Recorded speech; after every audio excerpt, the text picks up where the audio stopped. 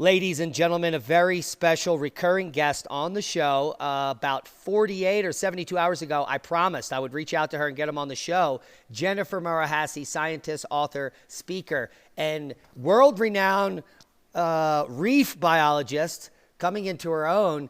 It's always a pleasure to have you on the show. Now, the reason I shouted out your name, Jennifer, before we get to your hellos is what I just said. Australia rejects the UN climate warning over the Great Barrier Reef status. And my mind blew up because you and I cover about the fraud on the reef science and the flyovers, which we're going to get to, how they just take pictures of the bleached areas and say, we're all burning up. But actually, when the UN or UNESCO comes to Australia and says, we want to list you as endangered, the government says, oh no, why would you do that?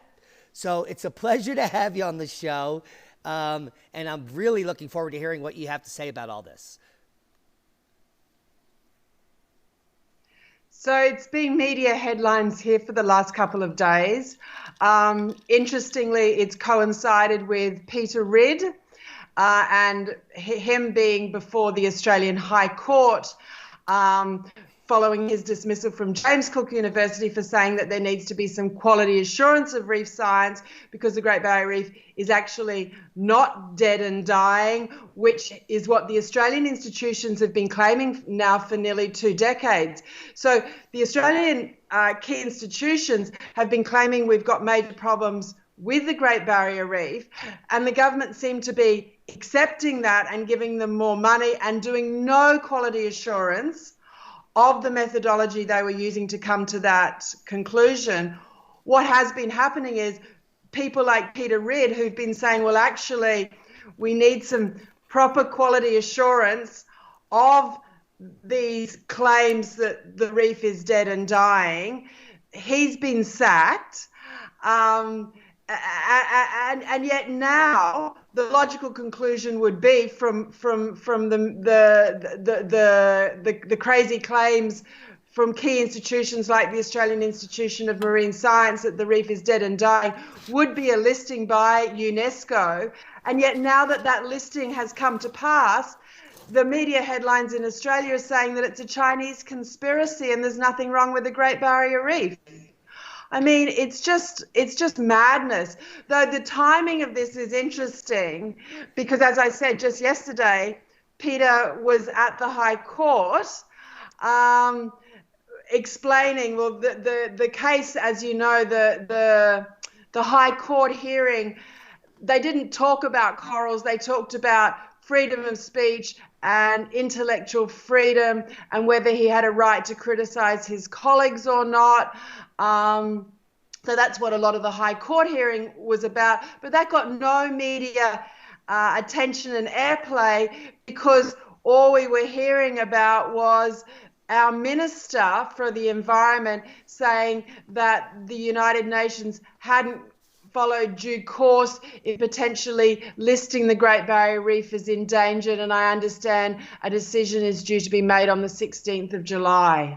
That is mind-blowing. So if you're listening and you're a little confused, it is this insane. It is completely a flip-flop world. For over a decade, Peter Ridd has been screaming at the top of his lungs from a university position that the science that's coming out on the Great Barrier Reef is gobbledygook, it's garbage, it's cherry-picked for the funding, for the climate change narrative, for we're all burning up. And then when the UN, after 10 years of this nonstop garbage that Peter is calling out, first Peter gets sacked for saying that. He gets completely canceled, and then he loses a court case.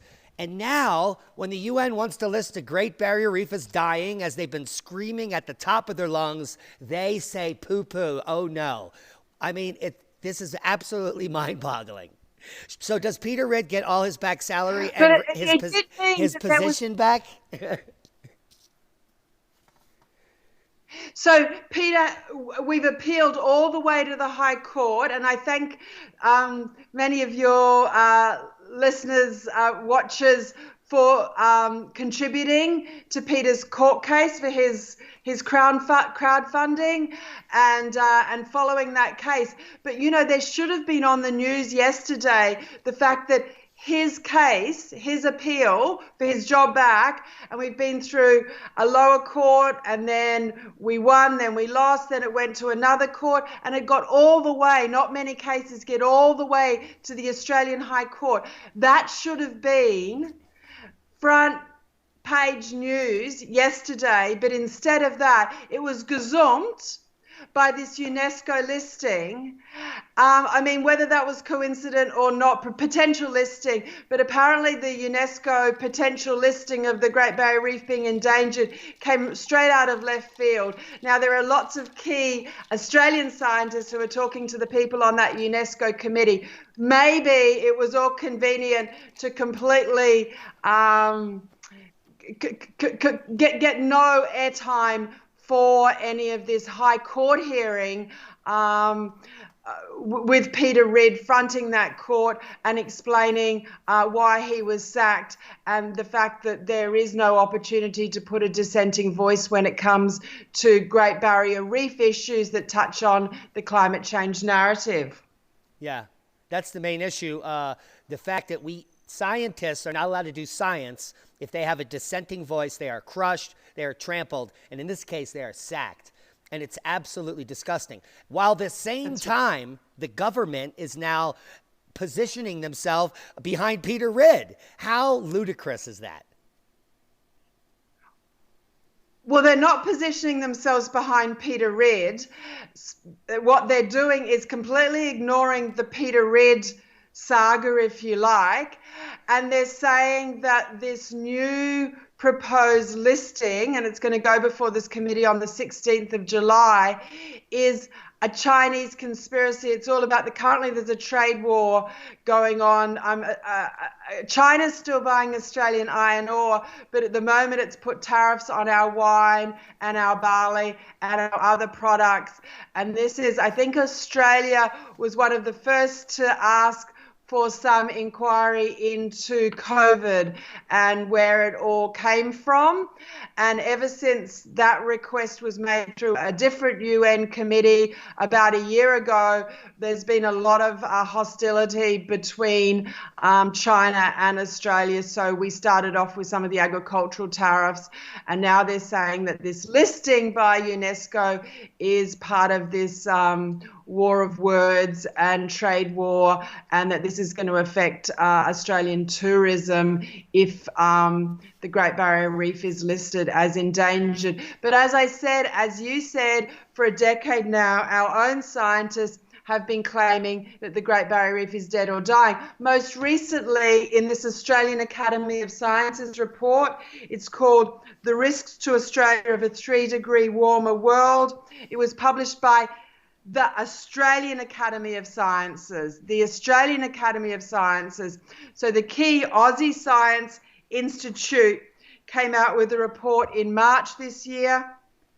And if I can read from the executive summary, it starts off that severe coral bleaching events within 5 years that caused a loss of over 50% of hard coral cover in the shallow waters of the Great Barrier Reef, that, you know, unless we subscribe to zero emissions, the Great Barrier Reef is, and they go on to say that it's already, the hard corals in the shallow waters are already 50% dead, and we're risking 99% unless we do something about climate change.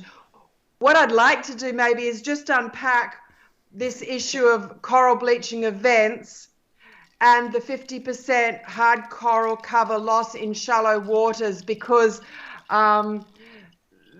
it is true that there was bad bleaching back in 2016-17.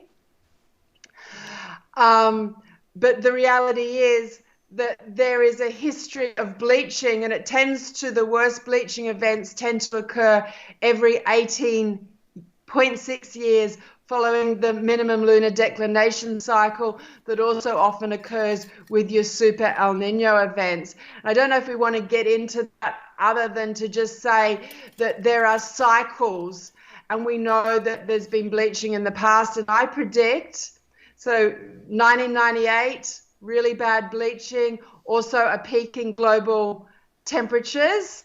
And And then we had another bleaching event 2016, which is 18 years later. The next bad bleaching will probably be 2034, 2035. Okay?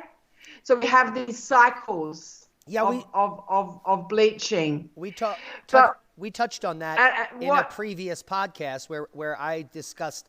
I told you that our local indigenous Indians here in Chimney Rock, there is archaeoastronomy built into the structures for that lunar standstill, and it was my opinion, because it is connected to the El Nino that they were using it for farming practices, because potentially every 18.6 years there could be a major drought or something like that. Or there could be a boon in farming where they could stockpile for the entire cycle. So it is cyclic. Now, I do digress. Continue, please. So exactly. And what actually happens, you'll find with the minimum lunar declination, which occurs every 18.6 years, is that you end up with a buildup of water, and it's to do with the lunar cycles. You end up with a buildup of water on the eastern side of the Pacific. So along the east coast of along the eastern Pacific, the west coast of the US, you have hotter temperatures and higher sea levels. And then on the east coast of Australia, the west coast of the Pacific, you actually get a drop in sea level. So 2016, we actually had a 30 centimetre drop in sea level, and that was on top of your lowest tide drop. So you get the very shallow reefs actually exposed during these super El Nino events because of the drop in sea level. Because sea level, you can get global change in sea level, but you also get regional change associated with these El Nino events. Am I making sense? Yeah, absolutely. Now, in your new video on Porites, which are these giant mound corals that can be 12, 15 feet wide and 10 feet high, some of those have degradation on the top, and that's because they're within 3 to 5 feet of that tidal range, and on these extreme low tides, I guess they get exposed. Is that correct? That's exactly right. So when you have warmer waters and lower tides, your shallower, your corals in shallower waters are going to be more exposed, and they are going to bleach. Now, this Australian Academy of Sciences report executive summary talks about 50% of hard coral covers in shallow waters. Now, you read shallow waters, you may think inshore reef, but in actual fact, what they mean, this is clever speak for reef crest. So the corals grow up, and the reef crest is the very top exposed part of the reef. And what you can find, and it's all they can see when they do these aerial surveys. So the 50% dead in shallow waters is based completely on a particular methodology, which is the aerial surveys. Now, there's 3 different methods, and I'd love to explain the 3, but let's just start with the aerial surveys, which have given us this. Most of the headlines over the last few years talking about 65% or more of the reef being dead are based on aerial surveys. So this guy, Terry Hughes, he's a professor at James Cook University. He's the one who got Peter Ridd sacked, essentially. He goes up in an aeroplane, flies at 150 meters in these light aircrafts, and he says he scores the reefs. But when you actually look at the papers that he publishes, he's only scoring the reef crest, because that's all you can see, the exposed bit when you're flying in an aeroplane. And that's the bit that's going to be most susceptible to bleaching. And he gives them a score of 0, 1, 2, 3, 4. And if he thinks that it's more than 65% bleached, he gives it a score of 4. So it's completely subjective. He's flying very fast over at 150 meters altitude. Now, I've been back to some of those reefs that he scored as 4, So more than 65% dead. That's the media headline. The detail in the technical paper says, well, I'm only looking at the reef crest, but that's lost on the journalists, right? You go and you look, and the reef crest may be quite damaged, but it may actually be damaged from sea level fall that's been occurring over hundreds of years. So it might be completely dead. But you go to the back lagoon, you scuba dive, which is what I do, in the back lagoon, and you'll find 100% no bleaching, 100% healthy corals. And you look at the walls, because a lot of coral grows down underwater cliff faces that you also can't see from these fly paths, and you'll see beautiful, beautiful corals, no bleaching at all. So the reef crest can be quite, in fact, 100% dead, but in the back lagoon, the corals can be beautiful and so healthy. And the walls, the underwater cliff faces, they can be so healthy. So, you know, you get these crazy reporting based on just one fly past that's a complete misrepresentation, because there's a whole lot of different habitats.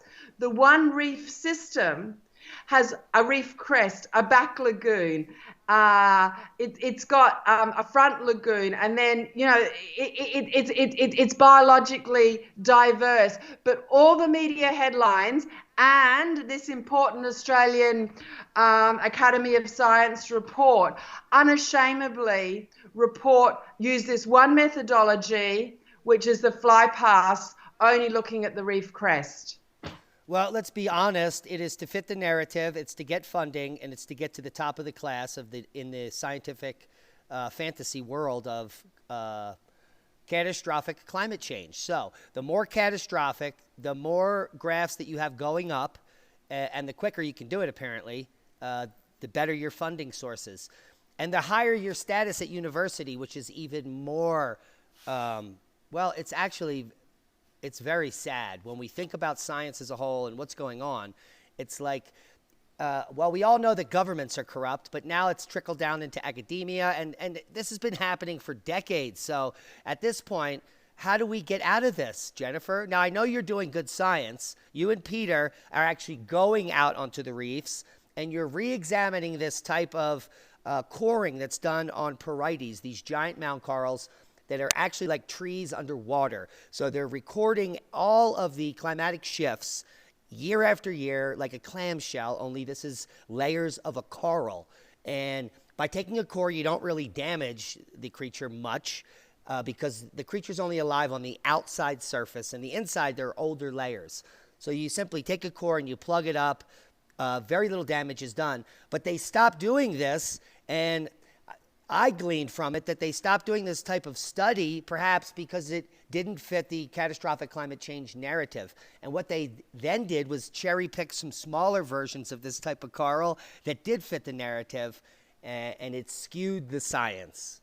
So what's your point of view?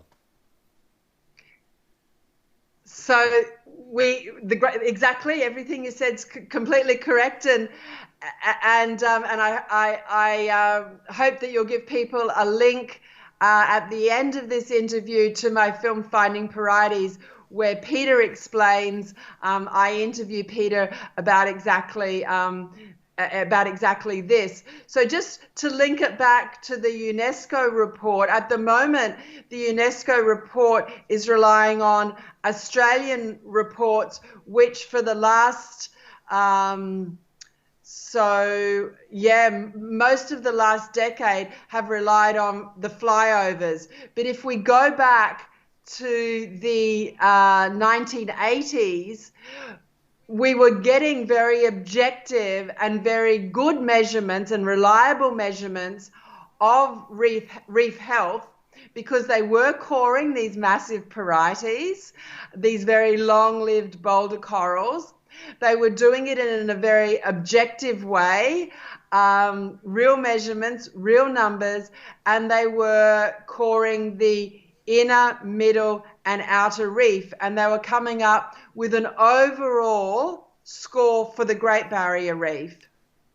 And they were coring corals that were up to 400 years old. Now, you can get corals that are 1,000 years old, But back in the 1980s, they were coring corals that were up to 400 years old, and they were reading, as you can read tree rings, they were reading the bands, and they were looking at calcification and elongation, and they were scoring growth rates.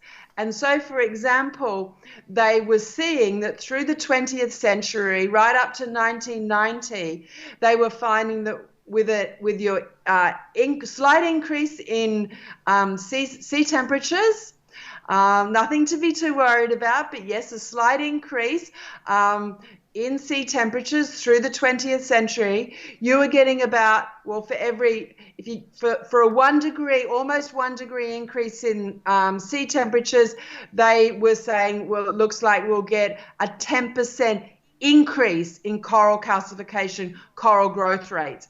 So basically the data up to 1990, and this was worked mostly through the 1980s, they were saying actually global warming overall is good for coral growth rates.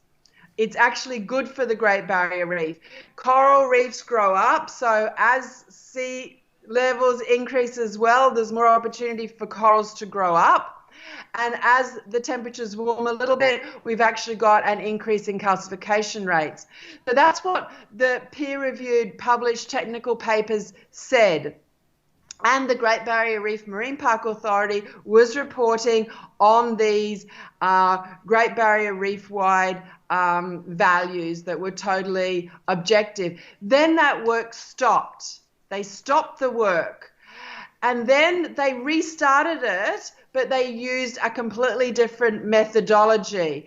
So there was two bits of the method that they changed. One was how they measured the outer layers, but they also changed the actual corals that they were coring.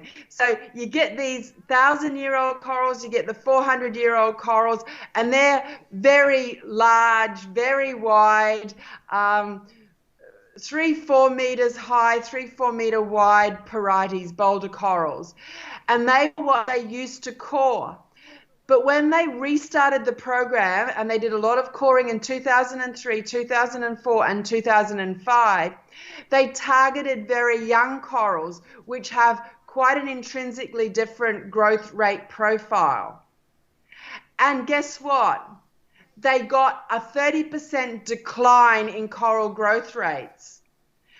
So all of a sudden we had media headlines, this is going back more than 10 years now, saying that in actual fact growth rates were falling off, that we had a fall off in coral growth rates.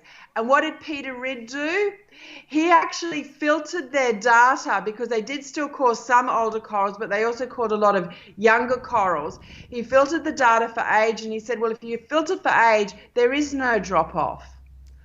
Filter for age, and we've still got an increase in coral growth rates. But if you muddle and don't take into effect the age rate, and also you're not careful with your measuring of your last annual rings, you can get this 30% drop off. Now, he actually got his paper about all of this published in 2013 in Marine Geology, a very respected international journal. It got no media headlines, but what it did achieve was it got that coring program stopped. So they acknowledged that there might be some problems. Maybe they needed to take into consideration coral age, because there is a growth effect. It's like going into a red gum forest and initially coring the really big old growth trees, the big trees, and then suddenly going on, and now we're just going to do the saplings. We're going to actually core the big forest trees that are only like tiny and thin, and compare their growth rings with the big old ones. Crazy, don't you reckon? Yeah. Now, while you were, during your commentary, we were playing your video, finding Porites, and you and Peter, I don't know if Peter was on the trip. He didn't do any diving, I didn't see.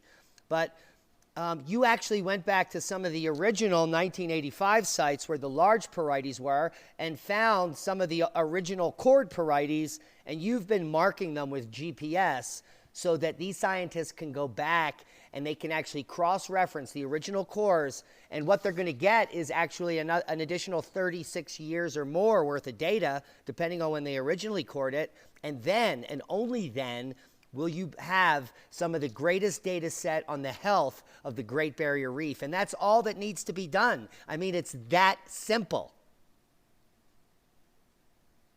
It is that simple. So one of the reasons why I went on this trip finding Porites is, one, I wanted people to know what a Porites was, what these corals, because people think of corals as being delicate and colorful and branching, and there are corals that are delicate and colorful and branching, but the core, the foundation of most of our reefs are these boulder corals, these Porites.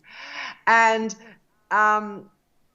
Peter was sacked, and there were a couple of reasons why, but basically he really got a lot of people offside, going right back to 2013 when he published this paper in Marine Geology, pointing out the problems with the methodology that they had more recently used to core. Now, Peter didn't come on the trip. I interviewed him on the boat when we got in, and I'd also been in discussion with him a long time before I actually planned that trip. So I went off with the American guy, Sean, and 3 marlin fishermen. My good friend Rob organized that boat charter. Now, a lot of people were saying to me, as I was putting that team together and getting the charter organized to go all the way out to Myrmidon Reef, people were saying to me, but Jen, they're not coring anymore. They're not coring the really large Porites. They're only coring the little ones because the big ones are all now dead. And what I wanted to do, and I think what's very clear from my little short film, Finding Porites, is that there are still so many really big, really large Porites out there. And that the Australian Institute of Marine Science can go back, because they used to core a lot at Myrmidon Reef. They can go back to Myrmidon and they can find, and I have already given them the GPS locations for that garden of Porites. They can find massive boulder corals, which are perfect for coring. And as you say, if they core them, and there are corals there that will have a climate history back to the late 1500s, 1600s, right up to this year. They've got 400 years of climate history in those corals. And you know what? Just before the film came out, I wanted to interview the Ames people who used to core as part of my little short film. They wouldn't have anything to do with it. Then when the film came out, they said to me, but we're still coring. We're about to release. And I said, well, show me your data. And they've gone quiet again. So what I've achieved, I think, with my little film, and I so hope that that your viewers watch it, is, the Great Barrier Reef is vast. There are still boulder corals out there. There are really large ones, the ones they used to core. They are still alive. They are still healthy, and they are just waiting there. They're time capsules of our climate history. Yeah, and it's a fantastic film. We're watching it on mute behind this discussion. And one of the takeaways from your film early on, in the first few minutes, before you even show the first Porites, it's in the first 2 minutes, is the extreme health and biodiversity on these reefs. Literally, and I'm talking as an invertebrate paleontologist, I know some of the most biodiverse marine settings going all the way back in geologic time, the Ordovician Ocean, the Devonian Oceans, teeming with life and coral. And bivalves. And when I see some of these scenes on the Great Barrier Reef, you can see 24 coral varieties in 9 square meters with hundreds of fish And it is just insane. The branching corals, all the different types of genus. It is completely mind-blowing. And one of the guys you had on the trip, initially, he came off to me as more of an environmentalist, as a greenie or someone maybe that's a little left. And his takeaway was that most of the stories he's hearing are nonsense because he has expertise diving on reefs all over the world. And he was expecting to see something other than he saw. How can you summarize for us, Jennifer? So Sean's from Monterey, and he's got more than 2,000 dives, reefs around the world, been very involved in conservation projects in Costa Rica and also in Indonesia. He actually had a dive business up in the High Sierra, and during the 2019-20 summer, which is of course when the lake freezes over up there, so it's sort of his off season, he actually came to Australia to fight the fires, very concerned about global warming, and he was a US volunteer firefighter. When we are very thankful to so many Americans who came to fight fires. Summer before last. So he came over as a firefighter, did a great job. And then with COVID, he decided to stay, very involved with wildlife conservation and rehabilitation in Southern Australia. But what he really wanted to do was see the Great Barrier Reef. He'd heard it was dead dying. That was all he'd ever heard. But he really wanted to see it before it died. He got up to Cairns in Queensland. So Australia is vast. It's a very big country. He was down in the south, but he made his way up to the north, and he was working a place called Fitzroy Island with turtle conservation, and he was looking after turtles that were brought in because they might have been damaged in a boat strike or something else, but he hadn't actually had a chance to see much of the reef. So he heard, because I put together this trip very quickly, and my underwater photographer was basically saying, Jen, we need another person, because I was wanting to lay transects. We don't talk about the transects in my film, but a lot of the trip was about laying transects as well as measuring Porites. And Stuart Ireland, who did all the filming, he said, Jen, we need another pair of hands under the water. And I said, well, can we find somebody at short notice? And the word went out, and Sean volunteered. And I said to him, well, just understand who we are and what we're seeking to do. And he did some research on Peter Ridd, and he went, wow, I'd never heard this. I didn't know anything about this. I'm no good at American accents, but this guy, and all he wants is some quality assurance. And we went off on this trip end of November, beginning of December. And Sean said, well, I just want to see more of the Great Barrier Reef, and I'm just amazed that you guys are going to give me the opportunity to go out for a week diving, and you're going to go right out to Myrmidon, which is like outer reef, but you're also going to look at some of the inner and middle reefs. So it was quite interesting, because I met Sean literally the day before at lunch, this little cafe in Cairns, and I found out that he is so concerned and so honest about marine conservation that he doesn't eat fish. He doesn't eat seafood. He said, Jen, I want to save it. I don't want to consume it. And I said, but you're going to be coming on a boat that is actually purpose-built, not for diving, but for fishing. It's a marlin fishing boat, and you're going to be coming with 3 marlin fishermen, as well as me and the underwater photographers, and they're planning to feed us fish. And he said, look, I want to come with you. I've only just met you, Jen, but I trust you, but hey, I'm not eating fish. And we said, fine. And First up, Dennis, one of the fishermen and the cook for the trip, said, what about Vegemite? And Sean said, no, I don't do Vegemite either. So anyway, it was a great trip. And, this issue shouldn't be, it was quite interesting because, in terms of the politics, Rob, my great friend who organized everything, he was a big Donald Trump fan, and Sean was like, what? Sean was a big, this is back November, December, when they're all it was very polarizing, the whole Donald Trump thing. And so we had, and I just, so we had people who thought Donald Trump was great, and we had this American who didn't eat fish and didn't think very highly of Donald Trump. But hey, we all got on for that week. Sean didn't eat any fish, but he got to do a lot of dives, so he was really, really, really happy.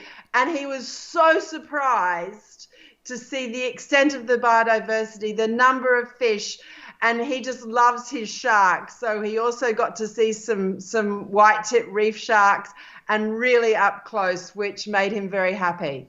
Yeah, so in conclusion here, and I'm going to leave links to Finding Porites, Old Corals with Our Climate History, which is just a beautiful short film, only 22 minutes.